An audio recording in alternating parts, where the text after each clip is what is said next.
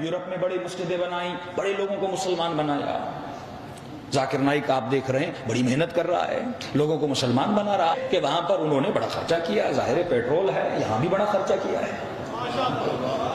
ہاں پیسہ ہے تو خرچہ تو ہوگا، اور ملک بھی غریب ہے، حکمرانوں کو پیسے بھی چاہیے ہوتے ہیں تو پیسے لیتے بھی ہیں، ہر چیز کو خریدا بھی جاتا ہے۔ مختلف جگہوں پہ بڑی محنت کی انہوں نے، 6 سال لگاتے ہیں کسی مسیحی کو مسلمان کرنے میں، 6 سال لگا دیتے ہیں کسی مسیحی کو مسلمان کرنے میں۔ اب مسئلہ یہ ہے، یہی مسیحی جو مسلم بنا ایک تیجانی کی کتاب پڑھ لیتا ہے شیعہ بن جاتا ہے۔ فصلیں وہ اگاتے ہیں، کاٹتے ہم ہیں۔ کیوں؟ کیونکہ یہاں پر نرمی ہے۔ ایک مسیحی کہتا ہے کہ جب میں مسلم بنا تو مسلمان بننے کے بعد مجھے سب سے پہلے یہ کہا گیا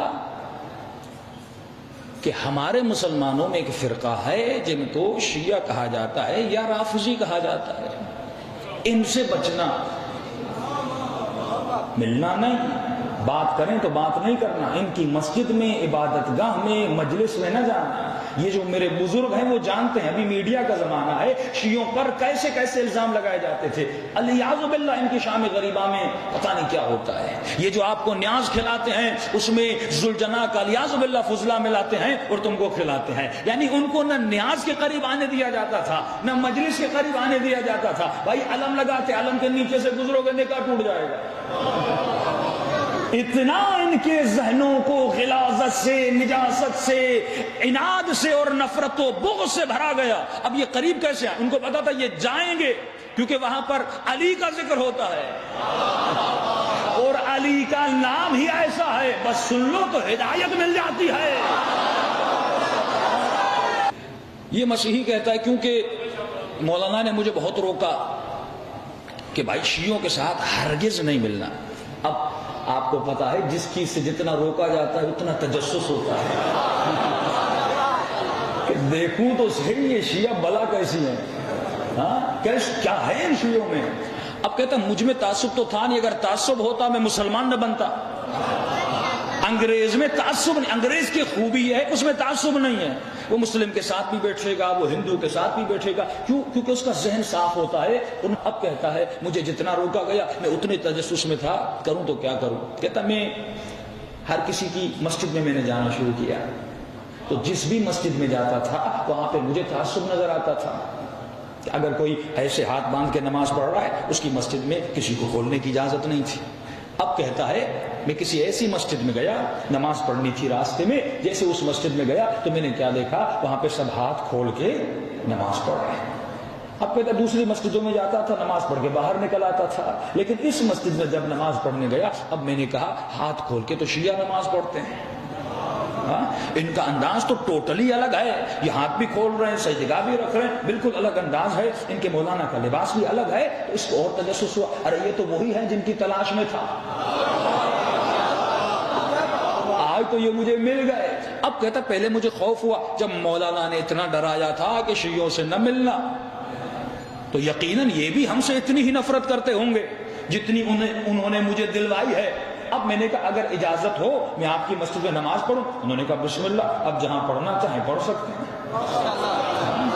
کہتا میں نے مکمل آزادی سے وہاں پر ہاتھ باندھ کے نماز پڑھی، کیونکہ ہماری مسجدوں میں کوئی رکاوٹ نہیں، لیکن مجھے یہ احساس ہوا ہے جب میں دوسروں کی مسجدوں میں جاتا ہوں تو ایسے دیکھتے ہیں جیسے کوئی بھوت اندر داخل ہو گیا ہے۔ لیکن آپ شیعہ مسجدوں میں آئیں، امام بارگاہوں میں آئیں، نمازیں پڑھیں، کوئی نہیں روکتا۔ بھائی نماز خدا کو سجدہ کرنا، فقہی اختلاف ہے، آپ اپنی فقہ پر رہیں، ہم اپنی فقہ پر رہیں۔ یہ گھر میرا تو نہیں کہ میں آپ کو دیکھوں، یہ گھر تو اللہ کا ہے۔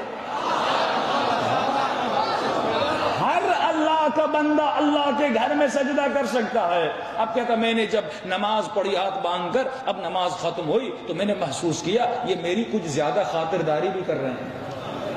میری نماز ختم ہوئی، مولانا نے بلایا، مجھ سے باتیں کی، بھائی آپ کہاں سے؟ وہ شکل میں انگریز تھا، کہ آپ کہاں سے آئے ہیں؟ فلاں جگہ سے آیا ہوں۔ اچھا کس مکتب سے ہیں؟ انہوں نے سارا بتایا۔ انہوں نے کہا مولانا اگر زحمت نہ ہو میں آپ کا قرآن دیکھ سکتا ہوں؟ آپ کا قرآن؟ اتنا ذہنوں کو بھرا گیا. اب اس کے ذہن میں تھا اس کے ہیں 40 جز، ہمارے ہیں 30 جز، ہاں شیعوں کے ہیں 40 جز. کہ مولانا آپ کا قرآن دیکھ سکتا ہوں؟ ہاں بھائی مسجد ہے، سارے قرآن ہیں، یہ آپ ہی کے لیے تو رکھے ہیں، آپ پڑھیے بھی، ذکر خدا بھی کریے. کہ قرآن مجھے دیا گیا. اب میں نے ایک ایک ورق اٹھایا. کہ مولانا پریشان، یہ دیکھنا کیا چاہتے ہیں؟ قرآن تو وہی ہے کہ کبھی شروع میں دیکھ رہا ہوں، کبھی اینڈ میں دیکھ رہا ہوں، کبھی آیتوں کو چیک کر رہا ہوں کہ آگے پیچھے پورا مکمل ہوا. پھر پوچھا مولانا یہی آپ کا قرآن ہے؟ کہاں یہ ہمارا قرآن ہے. کہا میں دیکھ سکتا ہوں یہ کہاں سے لیا؟ کہیں سعودی عرب سے تو نہیں لیا؟ کہ نہیں بھائی، یہ قرآن کی چھاپ جو ہے قم المقدسات ہے. قم شیعوں کا ملک ہے، ایران شیعوں کا ملک. وہاں سے پھر یہ اس نے سوچنے لگا کہ واقعی آپ کا قرآن ہے تو آپ تسلی سے لے آئیے، نمبر لکھے ہوئے ہیں جہاں سے چھپا ہے. اگر یقین نہیں آتا پورے قرآن سارے لے جاؤ. پھر بھی یقین نہیں آتا، یہاں پر جتنی مسجدیں ہیں شیعوں کی، وہاں پہ چلے جاؤ، ایک ایک قرآن کو چیک کرو. اب کہتا ہے پہلا جھوٹ تو ثابت ہو گیا. جس عقیدے کی بنیاد جھوٹ پر ہو وہ بلڈنگ ٹھہرتی نہیں، گر جاتی ہے.